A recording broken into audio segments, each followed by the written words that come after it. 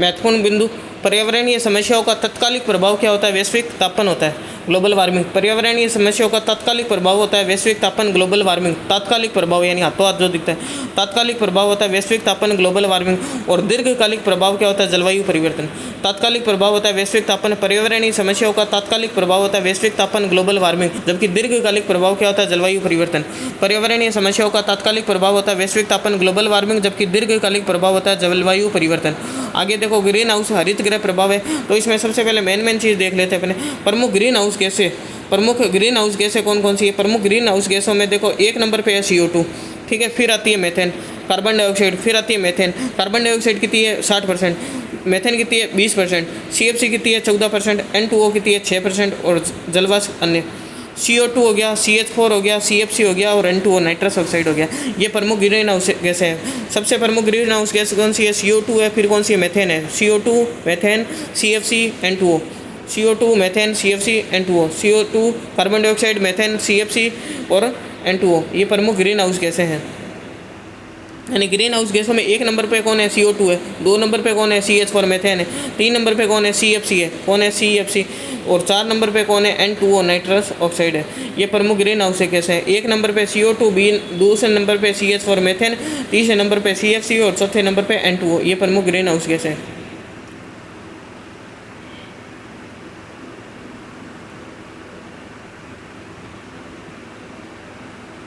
अब अपने टॉपिक पूरा पढ़ लेते हैं। पर्यावरणीय समस्याओं का तात्कालिक प्रभाव क्या होता है? वैश्विक तापन, ग्लोबल वार्मिंग है, जबकि दीर्घकालिक प्रभाव क्या होता है? जलवायु परिवर्तन होता है। प्रमुख पर्यावरणीय समस्याएं निम्न है। पहला नंबर है हरित गृह प्रभाव। ग्रीन हाउस हरित गृह ध्रुवीय क्षेत्रों में अधिकांश समय बर्फ के कारण वहाँ का तापमान अत्यंत कम होता है। वहाँ का तापमान क्या होता है? अत्यंत कम होता है। अतः इन क्षेत्रों में खेती तथा पादप संवर्धन हेतु हरे कांच के घर बनाए जाते हैं। इन हरे कांच के घरों की यह विशेषता होती है कि इनमें सूर्य से आने वाली किरणें प्रवेश तो कर जाती है, लेकिन वापस बाहर नहीं निकल पाती, जिससे अंदर का तापमान बढ़ जाता है, जो कि पौधे एवं खेती के लिए उपयुक्त तापमान प्रदान करता है। अतः ध्रुवीय क्षेत्रों में पादप संवर्धन हेतु बनाए जाने वाले कांच के घर ग्रीन हाउस कहलाते हैं। धरातल पर मनुष्य द्वारा जीवाश्म ईंधनों के दहन से उत्पन्न CO2 कार्बन डाइऑक्साइड गैस पृथ्वी के चारों ओर एक ऐसी सघन परत बना दे जो सूर्य से आने वाली लघु सौर्य किरणों को आने तो देती है, लेकिन धरातल से टकराकर पुनः अंतरिक्ष में जाने वाली दीर्घ पार्थिव विकिरणों अवरक्त किरणों को जाने नहीं देती है। यानी आने तो देती है लेकिन वापस जाने नहीं देती है। लघु सौर्य किरणों को आने तो देती है, लेकिन धरातल से टकराकर पुनः अंतरिक्ष में जाने वाली दीर्घ पार्थिव विकिरणों अवरक्त किरणों को जाने नहीं देती है। इससे पृथ्वी के वायुमंडल का तापमान बढ़ने लगता है, जिसे क्या कहते हैं? हरित गृह प्रभाव, ग्रीन हाउस इफेक्ट कहा जाता है। ग्रीन हाउस प्रभाव के कारण वैश्विक स्तर पर तापमान में होने वाली वृद्धि अर्थात पृथ्वी के वैश्विक तापन ग्लोबल वार्मिंग वृद्धि क्या कहलाती है? ग्लोबल वार्मिंग या फिर भूमंडलीय उष्मीकरण कहलाती है। वैश्विक तापन के कारण जलवायु में परिवर्तन का रेडियो एक्टिव फोर्सिंग से मापा जाता है। वैश्विक तापन के कारण जलवायु में परिवर्तन को रेडियो एक्टिव फोर्सिंग से नापा जाता है। यह अवधारणा ब्रिटिश वैज्ञानिक वालेस ब्रोएकर द्वारा दी गई।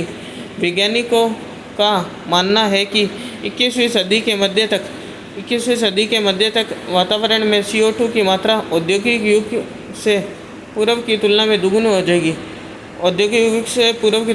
हो जाएगी, जिसके परिणाम स्वरूप सन 2050 तक पृथ्वी का औसत तापमान कितना हो जाएगा?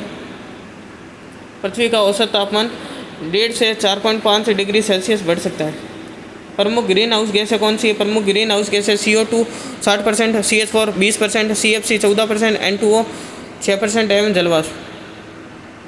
CO2 प्रमुख ग्रीन हाउस गैस है। CO2 क्या प्रमुख ग्रीन हाउस गैस है? ये गैस नहीं है, ये प्रदूषक गैस नहीं है। 1956 से 2002 तक CO2 की मात्रा में 280 ppm से बढ़कर 368 ppm हो गई है। ग्रीन हाउस के प्रभाव। ग्लोबल वार्मिंग के कारण वायुमंडल का तापमान लगातार बढ़ रहा है। ग्लोबल वार्मिंग के कारण वायुमंडल का तापमान लगातार बढ़ रहा है, जिससे ध्रुवीय टोपियां व ग्लेशियर के पिघलने से समुद्री जल स्तर में बढ़ोतरी हुई है। ग्लोबल वार्मिंग के कारण बाढ़ का आना। कुछ वर्षों पहले ग्लेशियर पिघलने के कारण सिंधु नदी में काफ़ी पानी आया, जिससे पाकिस्तान में बाढ़ आ गई। वर्षा चक्रण में अनियमित बदलाव एवं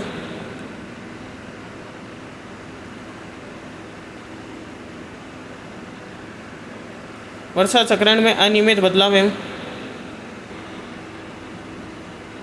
वर्षा चक्र में अनियमित बदलाव में विभिन्न प्रकार के जीवों के आवास का क्षरण हो रहा है, जिससे जैव विविधता प्रभावित हो रही है। अतः आवास का क्षरण होना आवासीय विखंडन हैबिटेट फर्मेंटेशन कहलाता है। हरितगृह प्रभाव के कारण औद्योगिकरण, जीवाश्म ईंधन, लकड़ी कोयले के दहन से वनों का विनाश, रेफ्रिजरेटर तथा एयर कंडीशनर का प्रयोग। हरितगृह प्रभाव के दुष्प्रभाव। इसका मुख्य दुष्प्रभाव विश्व तापमान में वृद्धि व जलवायु परिवर्तन है। मुख्य दुष्प्रभाव क्या? विश्व तापमान में वृद्धि एवं जलवायु परिवर्तन है। इसके कारण मानसून अनियमित तथा मौसम छोटे होते जा रहे हैं। प्रतिवर्ष हिमनद 1.7 मिलीमीटर की रफ्तार से पीछे हट रहे हैं। भारत का गंगोत्री अपने मूल स्थान से 23 मीटर पीछे खिसक चुका है। विश्व का सबसे अधिक प्रदूषण करने वाला देश चीन है। विश्व का सबसे अधिक प्रदूषण करने वाला देश कौन सा है? चीन है। तो वहीं ग्रीन हाउस गैसों के उत्सर्जन के दृष्टिकोण से भारत का स्थान चौथा है।